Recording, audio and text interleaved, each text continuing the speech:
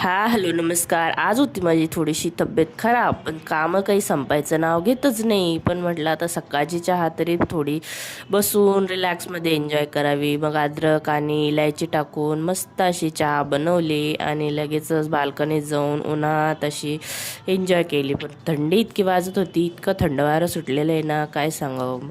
आवरून घेतलं आणि मेकअप करता करता अशा शिंका यायला लागल्या. नंतर टमोबाईसाठी ना हे बेबी पोटॅटो आणले होते, फ्राय करून दिले. आणि इथं कांदे आणले होते, ओलेच होते, मग ते उन्हात टाकले. दुपारी परत पाणी भरायला घरी आले. आणि पाणी भरणं फक्त एकच काम नसतं बरं काय, त्याच्या मागे एवढी सगळी कामे असतात. बाथरूम घासा, टाईल्स घासा.